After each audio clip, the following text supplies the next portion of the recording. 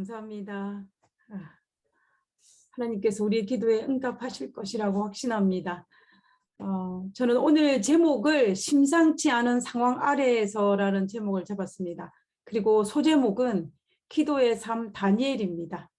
그러니까 심상치 않은 상황이 우리 삶에 벌어질 때 다니엘이 어떻게 했는지를 우리가 오늘 이 시간에 한번 살펴보기를 원합니다. 우리가 일주일 동안 부흥전도회가 끝났습니다. 그죠? 선교부가 집사부를 중심으로 정말 할 수 있는 방문을 다 하였고, 또 우리가 만날 수 있는 사람들 만나서 전달하고 또 초청을 하였습니다. 그리고 또 집사부를 중심으로 해서 음식 준비, 와, 저는 깜짝 놀랐습니다. 이 전도회 때 이렇게 멋진 음식이 나올 거라고는 제가 상상을 하지 못했는데 정말 일사천리하게 음식이 잘 준비되는 과정을 보면서 제가 정말 감사하는 마음이 들었습니다. 그리고 또 오시지를 못하지만 또 유튜브를 통하여 참여하시고 기도해 주신 분들에게도 참으로 감사를 드립니다. 그리고 또 잔잔한 미소로 손님을 대접해 주신 분들, 그다음에 강사 목사님을 정성스럽게 대접해 주신 분들에게 진심으로 또한 감사를 드립니다. 그리고 또 이 발 마사지와 어깨 마사지로 봉사하신 우리 장로님들에게도 진심으로 감사를 드립니다. 그리고 말씀을 들어주신 우리 오충환 목사님과 또 한의사, 또 한방으로 봉사해 주신 한의사님께도 정말 감사하는 마음이 있습니다. 저는 개인적으로 이 일주일 동안 정말 행복했습니다. 어떤 집사님께서 우스갯소리로 무슨 말씀을 하셨냐면 네파 교인들 몇 사람 모이면 소도 잡는데요. 자, 그 말을 웃으면서 들었는데 제가 이번에 전도회를 하면서 야, 이 말이 정말 맞구나라는 생각을 다시 한번 하게 되었습니다. 그래서 참으로 놀랍고 또 감사하는 마음이 가득한 한 주였습니다. 앞으로 가능하다면 이런 기회가 자주 있었으면 얼마나 좋을까 하는 저는 개인적으로 이런 생각도 해보게 되었습니다. 이제 우리에게 남은 것이 있다면 우리 지사님의 기도처럼 우리 하나님께서 우리에게 남겨주신 이 하나님의 귀한 선물, 영혼들을 우리가 정말로 하늘 가는 여행길에 끝까지 동반할 수 있는, 그렇게 할 수 있도록 서로 섬기며 또 서로 사랑하며 아끼는 것이 우리에게 주어진 몫이라는 생각을 하게 됩니다. 우리 모두 이게 하나님의 귀한 선물을 누릴 수 있는 그런 복된 교회가 되기를 간절히 바라면서 또 이 말씀을 또 감사하는 마음을 전달하고자 합니다. 저는 개인적으로 하나님께서 크신 일을 행하실 것이라는 기대감을 저는 가지고 있습니다. 제가 한번 말씀을 드린 것 같은데요. 제가 이러한 기대감을 가지게 된 결정적인 이유가 있습니다. 그 결정적인 언제였냐면 제가 학교 다닐 때 20대 중후반이 지나서 이제 신학과를 공부를 하게 되었는데 그때 경험했던 것입니다. 지금 이 건물은 제가 학교 다닐 때는 없었어요. 이 건물이 지금 36대 신학관입니다. 제가 다닐 때는 이 건물이 없었고 이 뒤에 아주 1층짜리 낡은 건물이 있었습니다. 그 건물이 신학관이었는데 이제는 그 건물이 허물고 이렇게 아주 3층짜리 이 큰 4층인가요? 4층짜리 신학관을 지었습니다. 제가 이 건물을 짓고 난 다음에 3학대를 가본 적이 없어요. 이렇게 많이 바뀌었습니다. 어찌되었든지 간에 제가 이 97년도에 이제 대학원을 들어가게 됐는데 97년, 98년, 99년 동안 이 학교를 다니게 되었어요. 근데 정말 이상하게도 이 신학대학원에는 여러 사람들이 모입니다. 한마디로 말하면 직장 생활을 하다가 오시는 분도 계시고 또 나이가 조금 많이 들어서 결혼을 하신 분이 오시는 경우도 계시고 그다음에 또 집안의 반대로 몰래 오시는 분도 계시고 또 뭐 선교사를 갔다가 오시는 분들도 있고 다양한 계층들이 모여서 이제 신학 공부를 하는 분들이 많다 보니까는 경제적으로 여유롭지 못한 분들이 굉장히 많이 있습니다. 원래 신학생들이 경제적 여유가 없는 분도 많이 있지만 특별히 신학대학원에는 경제적으로 여유가 없는 분들이 굉장히 많이 있는 것을 볼 수가 있어요. 그래서 정말 그때는 등록금을 제때 낼 수 있는 사람이 그리 많지가 않습니다. 그래서 36대는 여러 장학제도가 있어요. 그래서 그런 걸 통해서 이제 무사히 졸업을 해서 이제 목회를 나갈 수 있는 길들이 여러 가지 있는 건 사실입니다. 그래서 이제 그런 상황이기 때문에 부모님의 지원을 받아가지고 등록금을 내는 경우가 소수지만 있어요. 그러면 그 친구들은 어떻게 하냐면 조금 친구들한테 미안해서 자기가 등록금을 완부를 했다는 이야기를 하지를 못하는 분위기가 바로 그 당시 그때 그 시절의 분위기였어요. 근데 그때 97년도에 한국에 어떤 사건이 있었냐면 IMF가 터졌습니다. 그래서 경제적으로 나라가 위기에 처해졌어요. 그러다 보니까 삼육대학에서 어떤 이제 등록금 시스템을 바꿨냐면은 보통은 학교를 들어갈 때 그 학기가 시작할 때 그 등록금 전체를 완부를 해야 됩니다. 근데 이때는 IMF가 터져가지고 나라 전체가 경제가 어렵다 보니까 학교에서 새로운 시스템을 만들었는데 그건 뭐냐면 학교 학기가 시작할 때 등록금의 3분의 1을 내고 중간고사를 치기 전에 3분의 1을 내고 그리고 기말고사를 치기 전에 3분의 1을 내면은 이제 이 학기를 마치는데 아무런 문제 없는 제도를 만들었어요. 제가 이 제도를 아주 톡톡히 이득을 본 사람 중에 한 명입니다. 근데 저는 우리가 그 학교를 다니면서 속 이야기를 하면서 잘 지냈던 친구들이 이제 한 그룹이 있었습니다. 그 그룹들 중에서는 제때에 등록금을 완부를 할 수 있는 친구가 한두 명밖에 없었습니다. 근데 그 친구들도 이제 우리들에게 말을 할 수가 없는 상황이었어요. 왜냐하면 괜히 미안하니까. 그런데 이제 그러면서 이제 한 학기 내내 방학 동안에 아르바이트도 하고 여러 가지를 하면서 이제 등록금을 마련하면서 이제 공부를 하는 것입니다. 근데 저는 이 과정에서 얼마나 하나님께 은혜로운 경험을 했느냐면은 한 학기가 마쳐질 때는 정말로 어김없이 등록금이 완불이 되는 거예요. 저뿐만 아니라 친구들 모두. 저는 그런 모습들을 한 학기가 지나고 두 학기가 지나면서 제 마음속에 들었던 거는 뭐냐면 하나님께서 이 문제를 해결하신다라는 그런 확신이 있었습니다. 그러면서 이 등록금을 완불하지 못해도 염려를 하지 않았어요. 왜냐하면 이것은 하나님께서 해결하실 것이기 때문에. 그래서 우리가 한 번은 친구들하고 한 학기를 시작하면서 우리가 이런 이야기를 했던 적이 기억이 납니다. 이번 학기에 우리 하나님께서 어떻게 이 문제를 해결하실지 참으로 기대가 된다는 내용이었어요. 이번 학기 하나님께서 어떻게 응답을 하셔서 이 문제를 해결하실지 우리가 한번 지켜보자고 라고 그런 기대감을 가지면서 우리가 대화를 나눴던 적이 있습니다. 그러면서 우리가 하나님께 감사했던 적이 있는데요. 그래서 제가 이제 이 6학기를 모두 마치고 마지막 학기 때 제가 3년 동안 대학원 다니면서 섬겼던 교회의 수석 장로님께서 마지막 학기 때 제가 경제적으로 어려웠다는 것을 그분이 알게 됐어요. 그래서 교회에서 이제 제가 이 등록금을 지원을 해주면서 이 수석 장로님께서 뭐라고 말씀하셨냐면 자신은 전혀 몰랐대요. 눈치도 못 챘다고 말씀하시더라고요.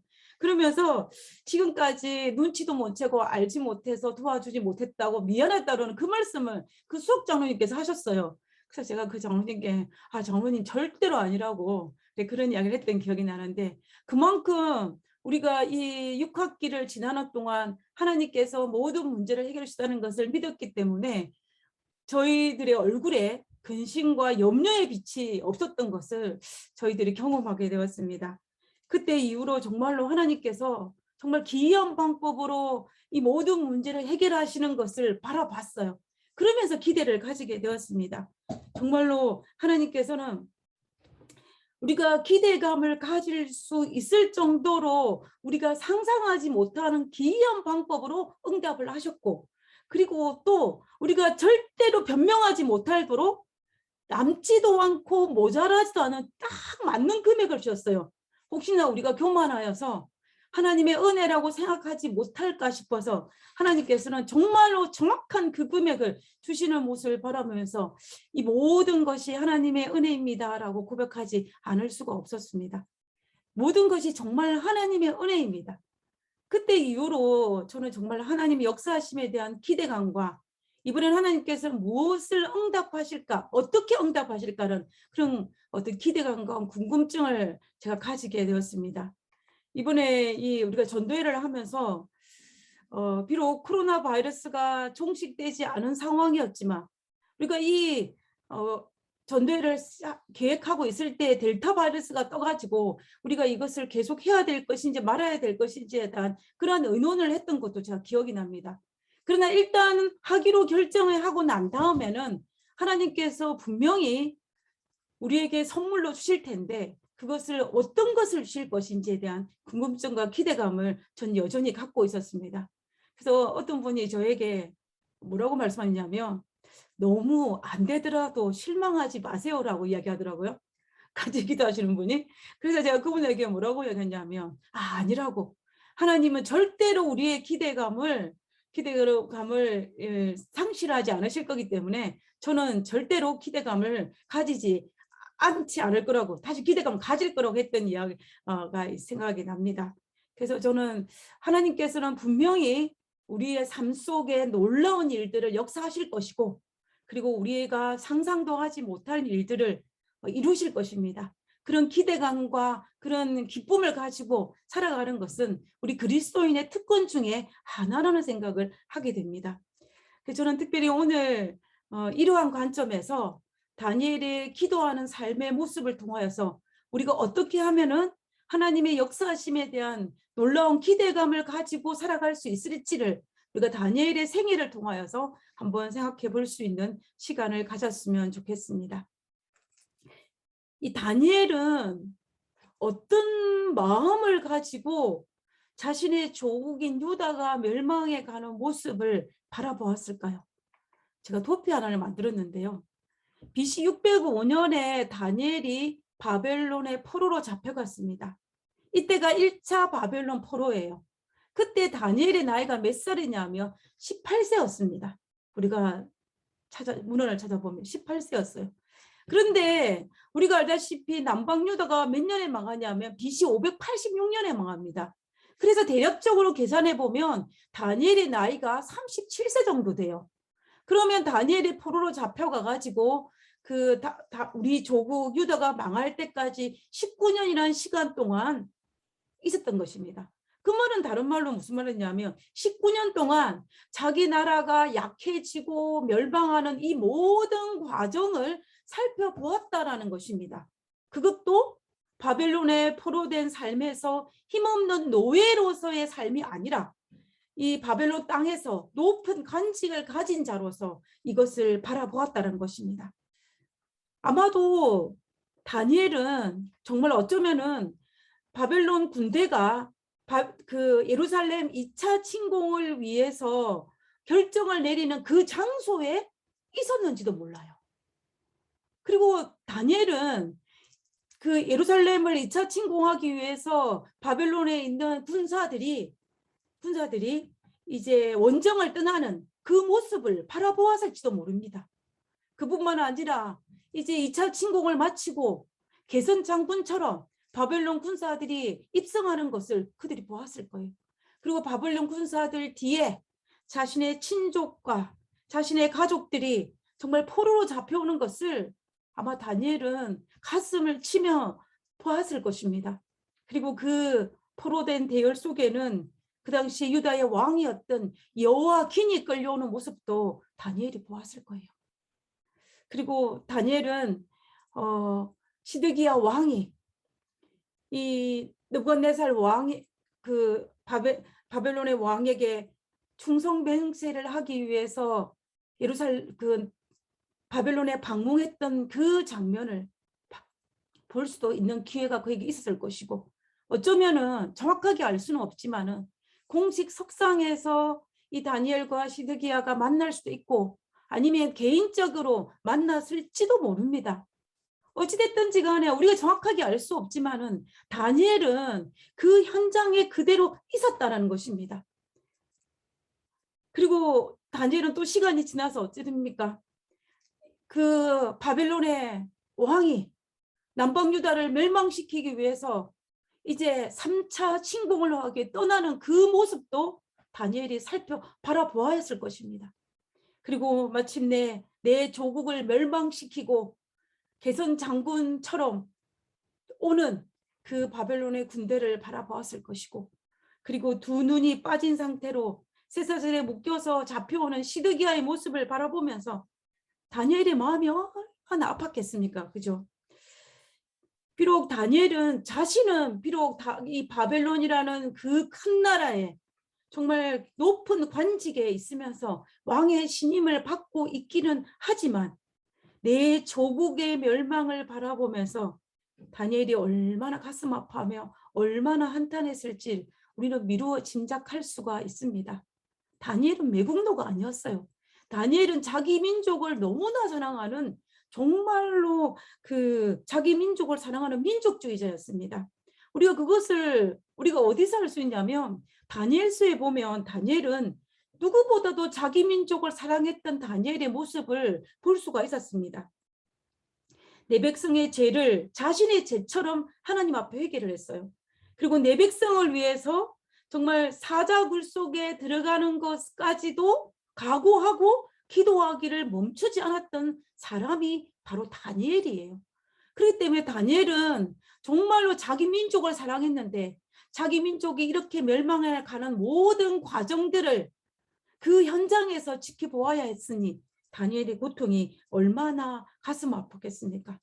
그래서 다니엘은 어쩌면 겉으로 보기에는 이방인 땅에서 성공한 사람이었지만 내면은 조국의 멸망 앞에 가슴을 치고 통곡한 사람이 바로 다니엘이었음을 알 수가 있는 것입니다.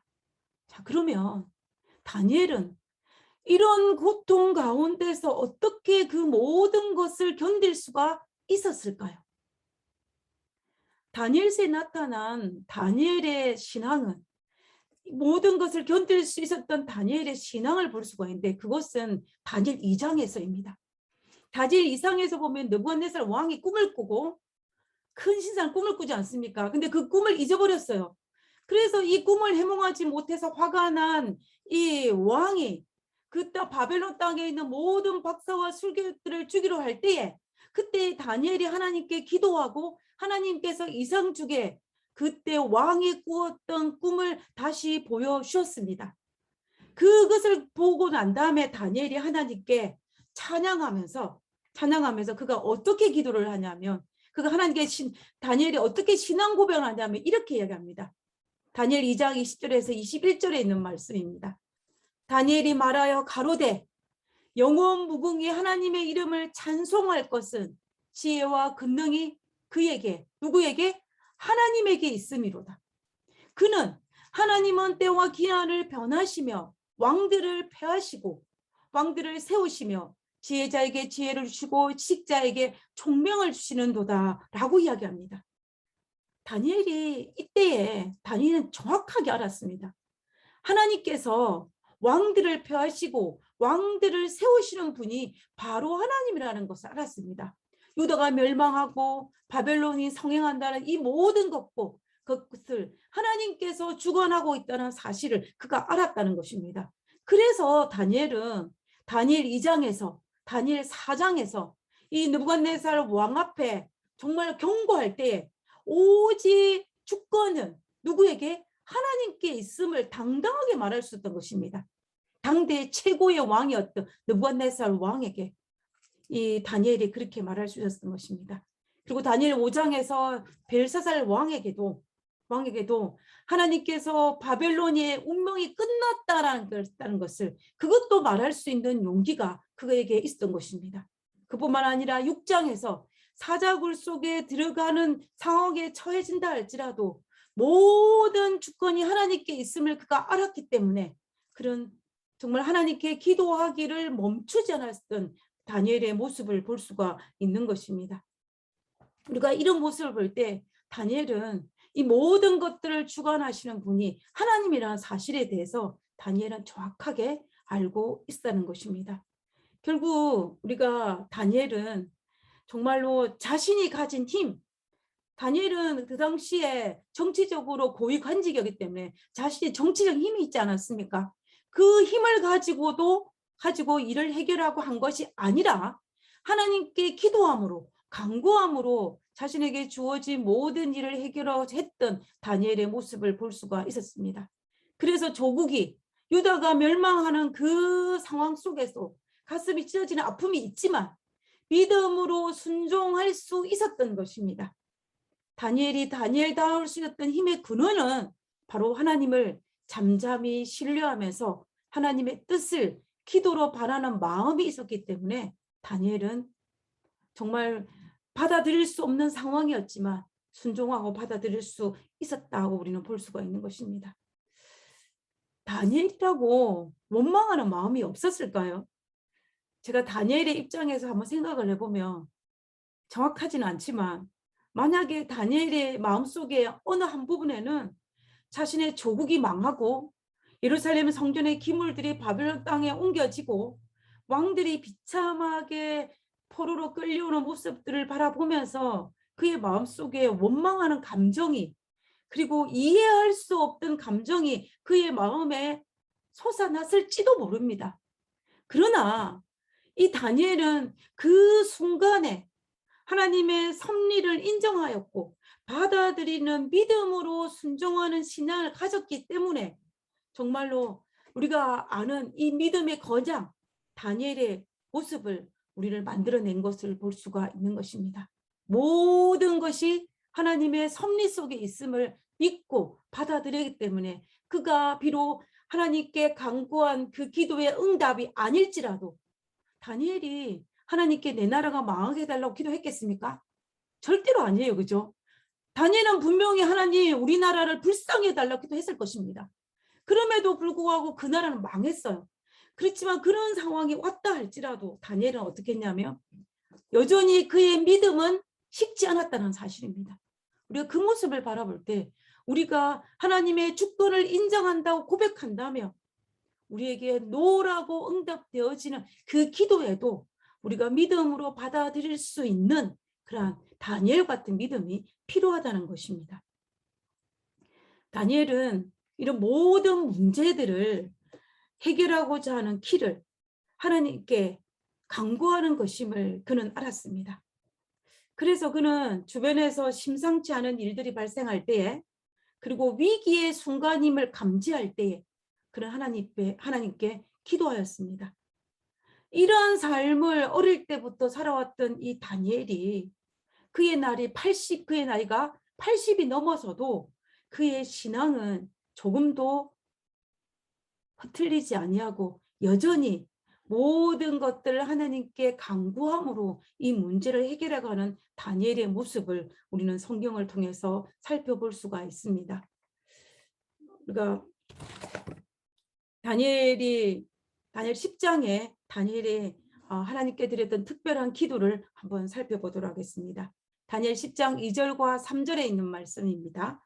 우리 다 같이 한번 읽어보도록 하겠습니다. 시작. 그때에 나 다니엘이 새 이래 동안을 슬퍼하며 새 이래가 차기까지 좋은 떡을 먹지 아니하며 고기와 포도주를 입에 대지 아니하며 또 기름을 바르지 아니하니라. 이 다니엘 10장에 다니엘이 새 이래 동안 3주일 동안 특별하게 기도했다라는 기록이 있습니다. 좋은 떡을 먹지 아니하고 고기와 포도주를 먹지 아니하고 기름을 바르지 않은 것. 그러니까 한마디로 말하면 최소한의 에너지만을 섭취하고 내 입맛을 따라 하지 아니하고 오직 기도에 힘썼다라는 것을 다니엘 10장에서 기록하고 있는 것입니다. 그러면 우리가 다니엘 10장이 도대체 어떤 배경하에서 다니엘이 이런 기도를 드렸는지를 우리가 살펴볼 필요가 있는 것입니다. 다니엘 10장의 배경을 살펴보면 다니엘 10장의 배경은 지금 제가 도표로 만드는 것처럼 이 다니엘 10장은 뭐냐면 BC 535년경이 됩니다. 대략적으로 살펴보면 이때가 고레스가 왕위 에원이 3년째 되는 것을 볼 수가 있는 것입니다.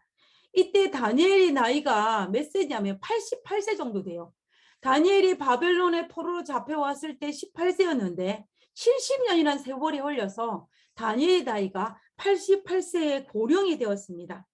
그때의 이 당시에 이 정치적인 상황을 살펴보면 이 페르시아의 왕이었던 고레스가 1차 포로 석방령이 내리고 난 이후였어요. 우리가 고레스 원년에 1차 바벨론 포로 석방령이 내리지 않았습니까? 그러면 이제 고레스 3년이었다는 것은 포로 석방령이 내린 지 거의 3년이 지났다라는 것을 우리가 알 수가 있는 것입니다.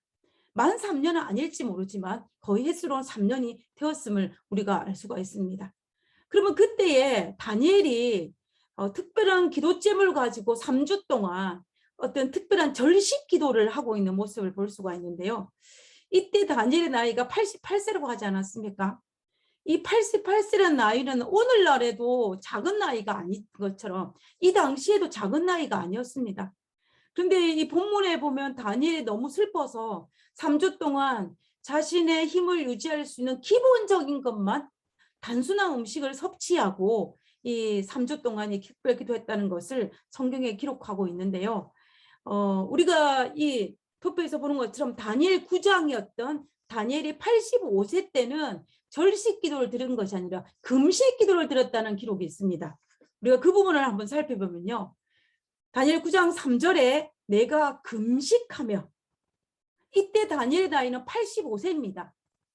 금식하며 벼옷을 입고 죄를 무릅쓰고 주 하나님께 기도하며 간구하기를 결심하였다라고 분명히 다니엘 9장에 나와 있습니다. 우리가 알다시피 다니엘 9장은 다니엘 6장과 같은 사건입니다. 같은 사건을 다니엘 6장에서도 기록하였고 다니엘 9장에서 기록한 거예요. 다니엘 6장에서는 사자굴 사건에 포커스를 맞춰서 기록했다며 다니엘 9장에서는 다니엘의 기도문을 중심으로, 기도한 것 중심으로 나와 있는 것을 볼 수가 있습니다. 그러나 결과적으로 우리가 알다시피 다니엘 9장과 다니엘 6장은 같은 동시대에 같은 사건임을 우리가 알 수가 있는 것입니다. 이때 다니엘이 정말로 어떻게 기도, 특별히 금식 기도했다라는 기록이 나와 있는데요. 아마 85세 때는 다니엘이 조금 더 건강했던 것 같습니다. 그래서 그가 특별히 금식 기도를 했는데 이제 88세가 되어서 알지는 못하지만 이 다니엘이 조금은 이제 몸이 연약해졌는지 다니엘이 하나님께 뜻을 정하여 특별하게 이 절식 기도를 하면서 하나님께 자신의 슬픔을 토했음을 우리가 알 수가 있는 것입니다. 자 그러면 다니엘이 88세 때에 다니엘이 왜 이 시기에, 비록 다니엘이 나이가 88세의 고령임에도 불구하고 3주간 절식 기도를 선택했는지, 그 이유가 무엇이었는지를 우리가 한번 생각해 볼 필요가 있는 것입니다. 다니엘 9장에 다니엘이 금식 기도한 데는 분명한 이유가 성경에 기록되어 있습니다. 이 사탄이 다니엘이 기도를 하지 못하게 하기 위해서 사탄이 이 다니엘의 기도를 막기 위해서 사자굴이라는 것을 만들어놨습니다. 여기 보면 사탄이 다니엘의 기도를 막기 위해서 어떤 계략을 짰는지 다니엘 6장에 잘 나옵니다. 다니엘 6장 7절에 보면 나라의 모든 총리와 수령과 방백과 모사와 관원이 의논하고 왕에게 한 율법을 세우며 한 금령을 정하실 것을 구하려 하였는데 왕이여 그것은 곧 이제부터 며칠 동안 30일 동안 누구든지 왕 외에 어떤 신에게나 사람에게 무엇을 구하며 사자굴에 던져 넣기로 한 것이니라 라고 이런 것을 제안을 했습니다. 이 제안을 했는데 30일 동안 그 어떤 누구도 그 어떤 사람에게나 신에게도 한마디로 말하면 기도하지 못하게 하는 거예요. 그 법령을 내림으로 말미암아 사탄은 다니엘의 기도를 막고자 했던 것입니다. 근데 실제로 그 법령이 날 때 이 왕은 아무것도 모르고 이 제안을 받아들였습니다.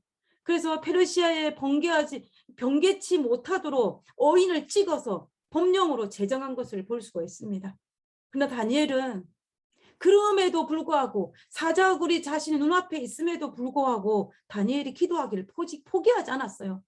다니엘이 기도를 포기하지 않았던 이유가 다니엘 9장 2절에 등장합니다. 다니엘이 사자굴 속에 들어가는 상황 속이라 할지라도 기도를 포기했던 그 이유가 다니엘 9장 2절입니다.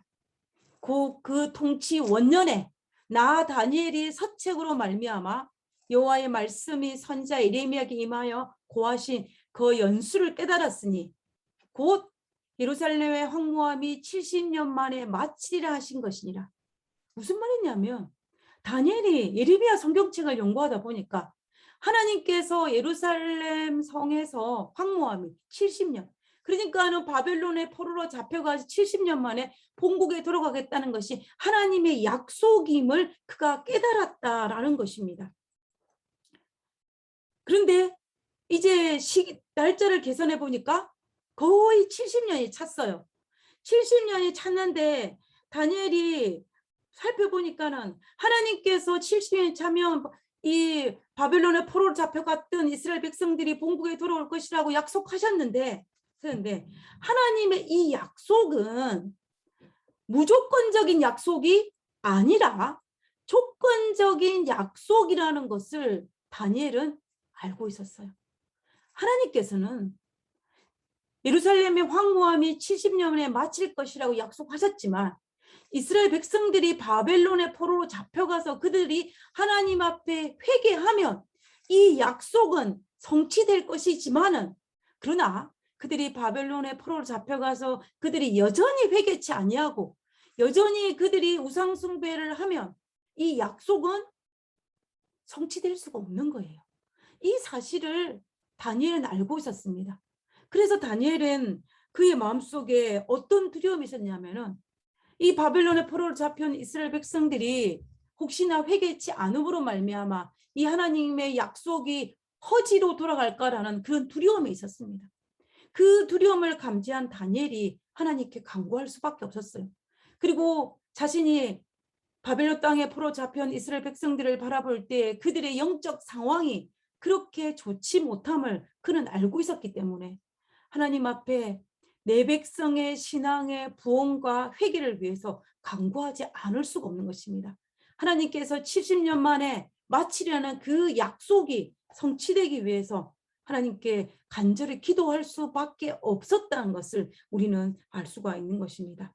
다니엘은 이 위기를 감지했을 때, 심상치 않은 일이 자기 주변에 일어나는 것을 알았을 때 그는 하나님 앞에 금식 기도하기로 결정을 내리고 그 기도를 시작한 것입니다. 이것을 난 사탄이 다니엘의 기도를 막고 싶었어요.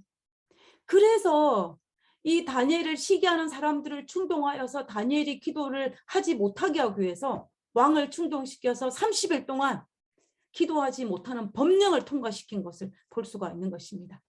그러나 다니엘은 사자굴도 막지 못했던 특별한 금식 기도를 계속하였던 것입니다.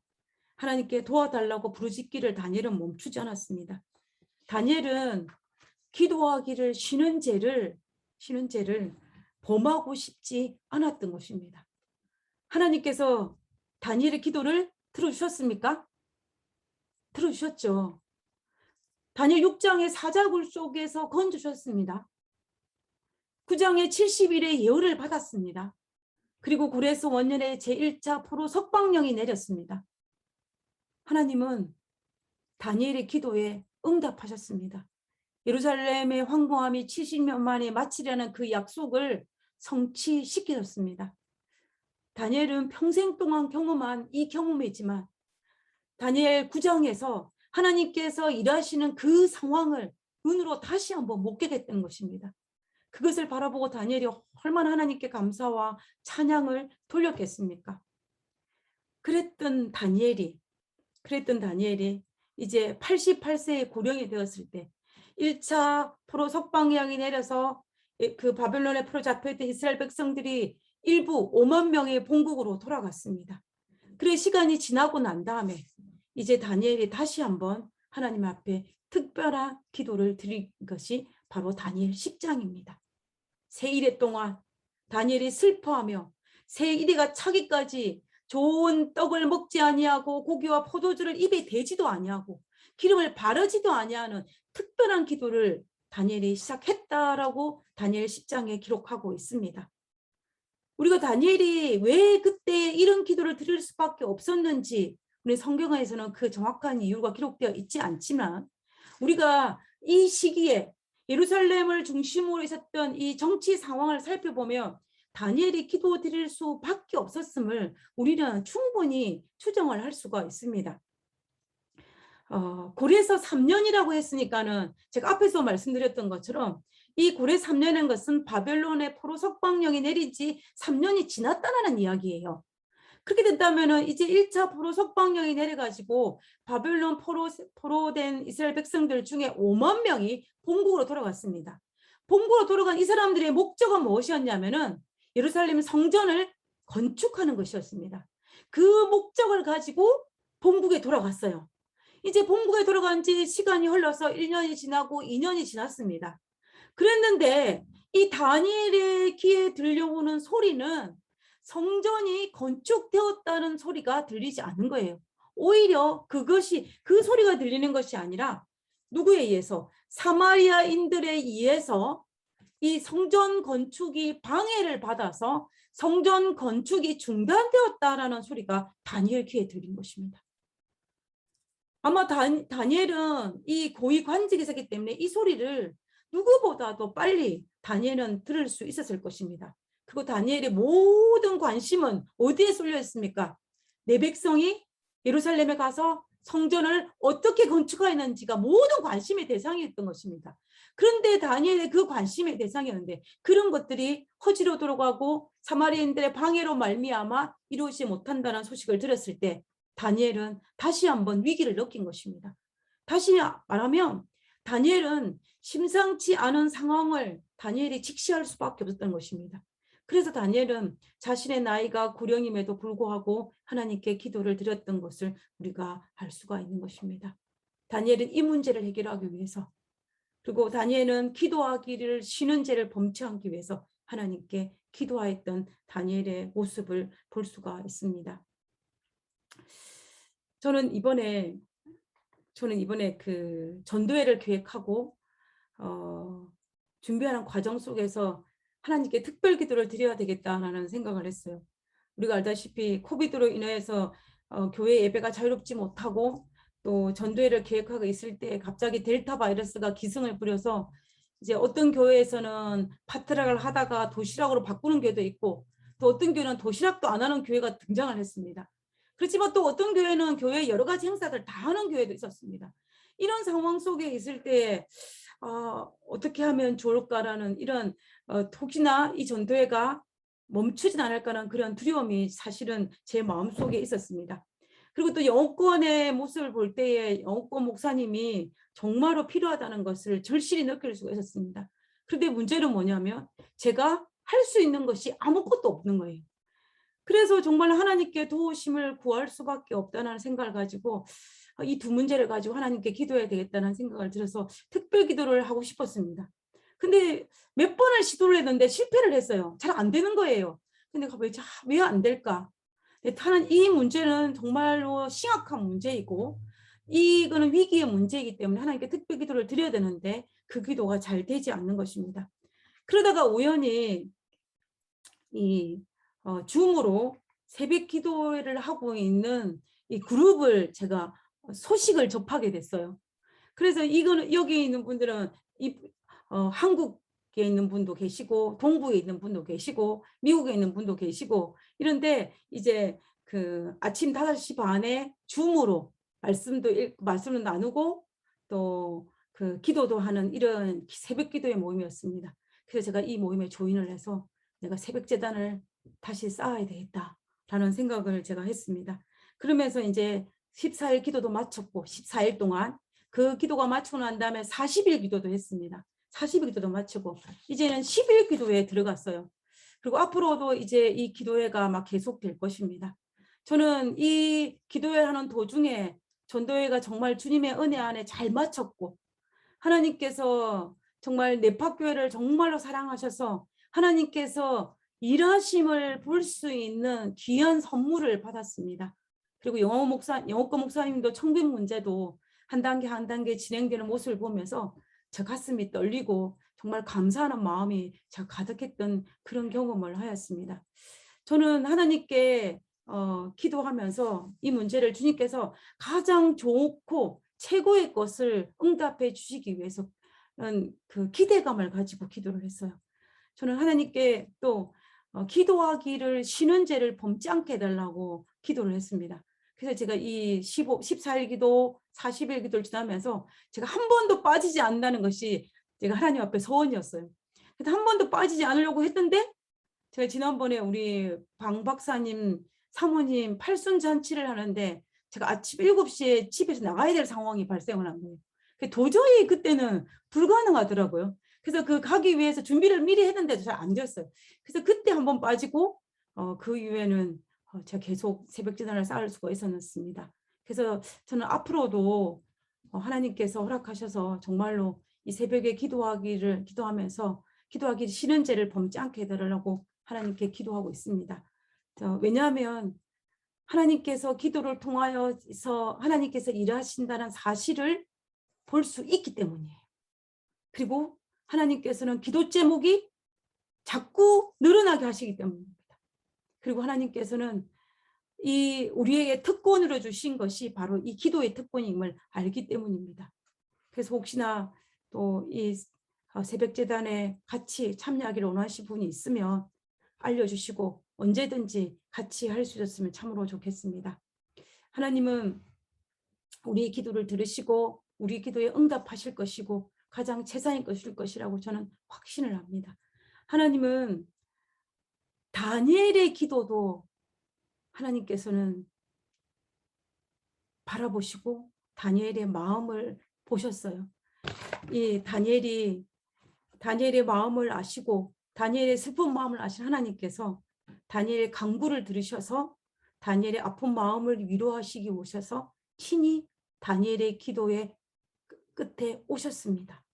다니엘 10장 5절과 6절이에요. 다니엘이 3일 동안 하나님께 이렇게 기도했을 때에 하나님께서 다니엘 앞에 나타나셨습니다. 그때에 다니엘이 기도할 때죠.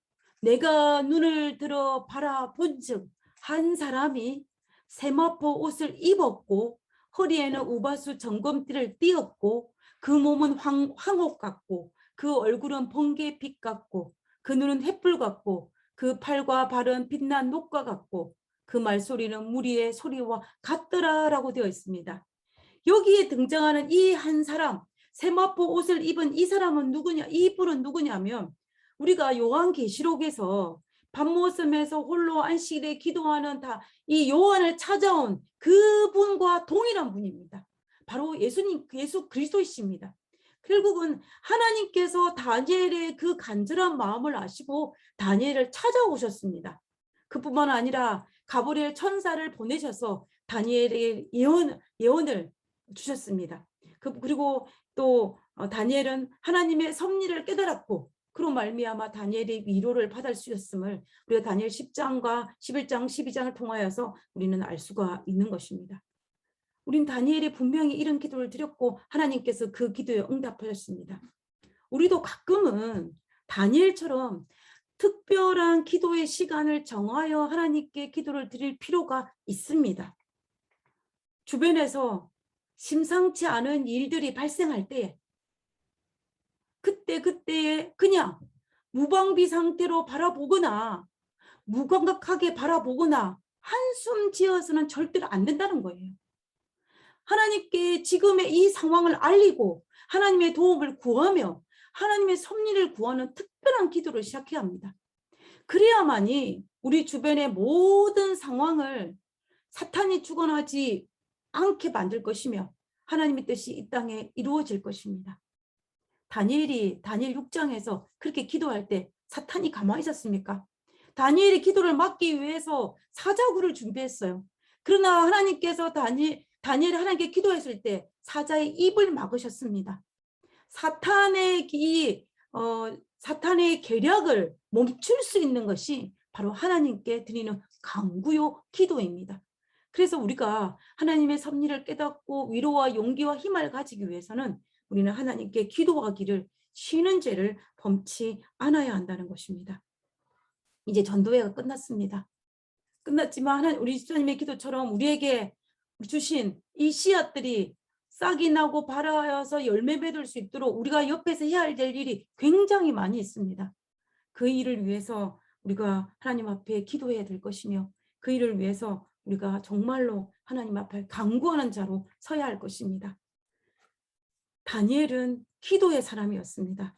18세에 바벨론에 잡혀와서 88세에 이 고령이 될 때까지 그는 정말로 하나님의 뜻을 구하면서 기도하기를 쉬는 죄를 범치 않았던 인물이 바로 다니엘이었음을 알 수가 있습니다. 그래서 그의 삶은 수많은 문제들이 있었고 수많은 고난들이 있었지만 그리고 그 많은 문제들을 하나님께 기도함으로 모든 문제를 해결한 사람이 바로 다니엘이었던 것을 알 수가 있었습니다. 그 다니엘이 그랬기 때문에 그렇게 당당할 수 있었고 그랬기 때문에 그는 그의 마음에 평안을 유지할 수 있었던 것입니다. 느부갓네살 왕 앞에서 사자굴 앞에서 벨사살 왕 앞에서 절대로 꿀리지 아니하는 신앙을 가져줬던 그 비결은 바로 다니엘이 기도하는 사람이었기 때문에 가능한 일입니다. 오늘 우리도 기도의 사람이 되어야 합니다. 다니엘이 기도로 그 험난한 바벨론 포로선에서 빛나는 별이 되었던 것처럼 우리도 이 마지막 시대에 재림 성도로서 하나님의 그리스도인으로서 우리가 하나님의 드러내는 별이 되기 위해서는 우리가 다니엘처럼 기도하는 사람이 되어야 할 것입니다. 그렇게 되면 우리 주변에 있는 복잡하게 얽혀있는 모든 문제들이 하나님을 중심으로 하나씩 하나씩 해결될 것입니다. 우리가 하나님과 친밀한 영적 교제를 통하여서 성령의 침례를 통하여서 우리가 하늘에서 우리에게 주어오는 평화와 또 그리스도인으로서 가질 수 있는 담대함을 하나님께서 우리에게 허락하여 주실 것입니다. 그러므로 우리의 또 그리스도의 중요한 특권인 하나님께서 일하시는 모습을 바라볼 수 있는 그 특권을 누릴 수 있는 그런 우리가 될 것입니다. 우리 모두 정말 기도로 그 특권을 누리는 그 현장에서 하나님께서 일하시는 그 모습을 바라볼 수 있는 우리 모두가 되기를 간절히 바라면서 오늘 말씀을 마치고자 합니다. 우리 찬양 후에 마치도록 하겠습니다.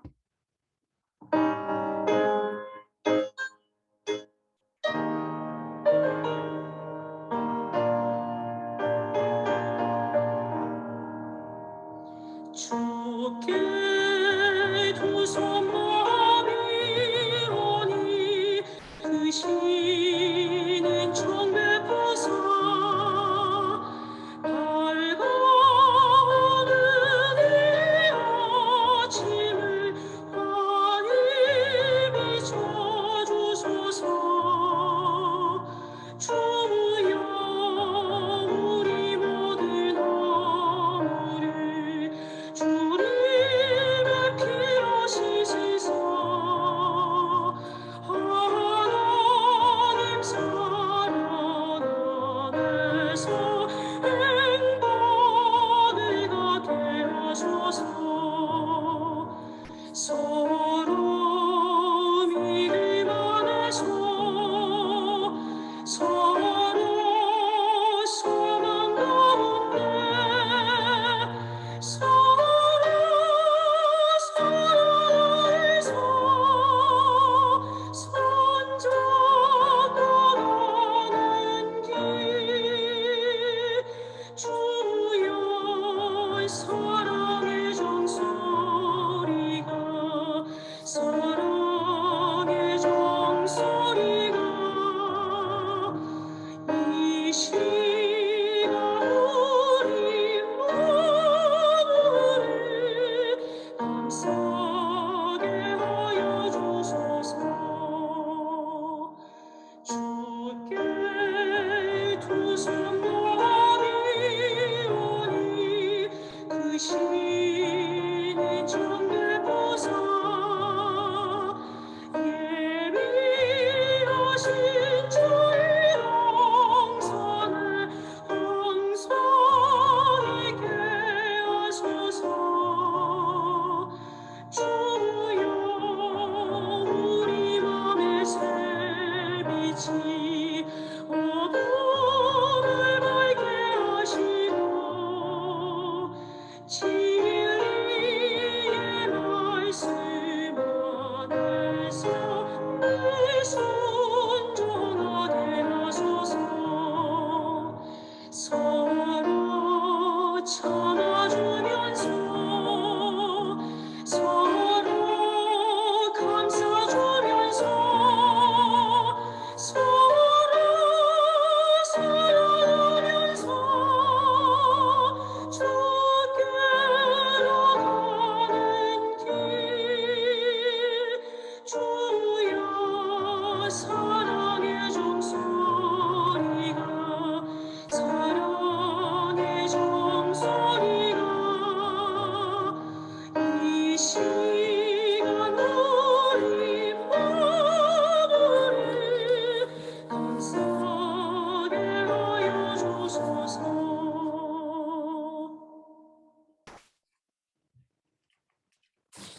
그러겠습니다. 하늘에 계신 저희들의 아버지 하나님, 다니엘처럼 우리도 기도하기를 쉬는 죄를 범치 않도록 도와주시옵소서. 하나님, 하나님께서 이 모든 일을 행하실 것을 믿사오니 아버지여, 우리가 이 모든 것을 아버지께 아뢰고 하나님께 드릴 수 있는, 그리고 그것을 바라볼 수 있는 믿음을 소유할 수 있도록 주여 도와주시옵소서. 하나님, 믿는 자의 특권을 누리게 하여 주시고 하나님께서 역사하심을 바라볼 수 있는 영적 눈을 가질 수 있도록 주여 도와주시옵소서. 그리고 그것을 바라보며 기뻐하고 감사하며 찬양을 돌릴 수 있는 그러한 그리스도인으로 살아가게 하여 주시옵소서. 우리의 삶에 하나님의 영이 임하는 놀라운 경험을 할 수 있도록 도와주옵기를 간구합니다. 이 시간에 머리 숙인 모든 믿음의 백성들에게 하나님 함께 하시고 하나님께서 약속하신 주의 성령을 부으시고 하나님께서 약속하신 하나님의 그 축복을 임하게 하심으로 말미암아 이 복되고 거룩한 이 안식일에 하나님과 동행하는 복된 안식일 누릴 수 있도록 주여 축복하여 주시옵소서. 우리와 함께 하심을 감사드리오며 거룩하신 예수님 이름으로 기도드렸습니다. 아멘. 은혜로운 말씀 감사합니다. 안녕하세요. 어떻게 일주일 동안 우리 주님의 사랑 가운데 잘 지내셨습니까? 예, 날씨가 좀 많이 더웠죠. 예, 우리 다 같이 묵상으로서 우리 금요일 저녁 예배 시작했습니다.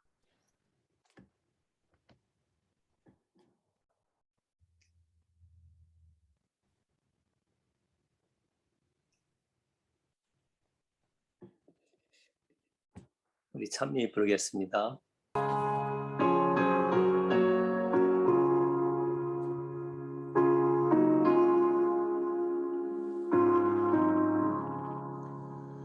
사방이 고요하니 저녁나절 한찬 미하를 향해 오르며 나 또한 기쁜 노래하다가야 영원한 주님 찬송할 때에 은은한 미소 띠고 저 하늘은 나만의 이 하루 저무는 시간 주님을 사모해 고개를 숙인 동산 안의 꽃들 감미로운 향기 풍겨나는데 날 위한 주의 손길 감사하여 내 맘에 찬송 가득 흐를 때 다정한 주의 음성 내 맘에 말씀하네 이 하루 저무는 시간 주님을 사모해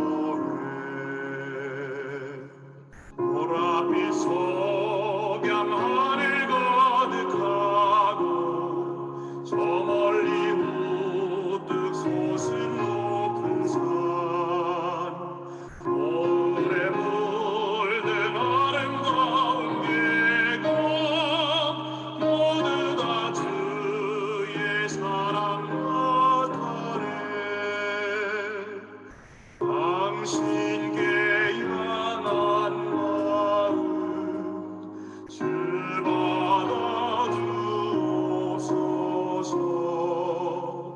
이 하루 저무는 시간 주님을 찬양해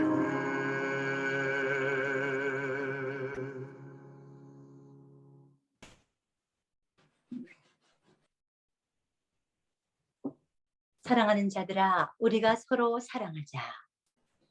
사랑은 하나님께 속한 것이니 사랑하는 자마다 하나님께로 나서 하나님을 알고 사랑하지 아니하는 자는 하나님을 알지 못하나니 이는 하나님은 사랑이시라. 하나님의 사랑이 우리에게 이렇게 나타난 바 되었으니 하나님이 자기의 독생자를 세상에 보내심은 저로 말미암아 우리를 살리려 하심이라. 하나님이 우리를 사랑하시는 사랑을 우리가 알고 믿었노니 하나님은 사랑이시라. 사랑 안에 거하는 자는 하나님 안에 거하고 하나님도 그 안에 거하시느니라. 감사하신 하늘에 계신 아버지 하나님, 저희들에게 기쁘고 행복한 안식일을 주셔서 감사합니다. 아버지 하나님, 10월의 첫날입니다. 아버지 하나님, 이 10월은 더욱더 주님께 감사하고 또 기쁨이 넘치는 한 달이 되게 하여 주시옵소서. 아버지 하나님, 부흥 전도회로 인해서 씨가 뿌려졌습니다. 그곳에 싹이 트게 하시고 많은 열매가 있게 하여 주시옵소서. 아버지 하나님, 저희들의 삶 속에 문제가 있을 때에 저희들이 그 문제를 보는 것이 아니라 문제 너머에 계신 하나님을 바라보게 하여 주시옵소서. 아버지 하나님, 이 나파교회를 지켜주시고 주님께서는 주님의 사랑하시는 교회를 절대로 포기하지 않으신다는 그 말씀에 감사합니다. 아버지 하나님, 주님께서 사랑하시는 요정께서 말씀을 주시겠사오니 주님의 말씀을 태어나시겠사오니 그 말씀에 함께 하시고 저희들 빈 마음을 허락하여 주셔서 귀한 은혜 받는 시간이 될 수 있도록 함께 하여 주시옵소서. 마음이 상한 자와 또 병든 자에게 함께 하여 주셔서 치유의 은사가 그들과 함께 하여 주시옵소서. 목사님의 사역에 함께 하여 주셔서 이 교회가 목사님으로 말미암아 더욱더 발전할 수 있도록 도와주시옵소서. 시종을 주님께 맡기오며 예수님의 이름으로 간절히 기도드립니다. 아멘. 예, 감사합니다, 집사님. 예, 이 시간에는 우리 부목사님의 귀한 말씀이 있겠습니다. 네, 은혜로운 시간 가지시기 바랍니다.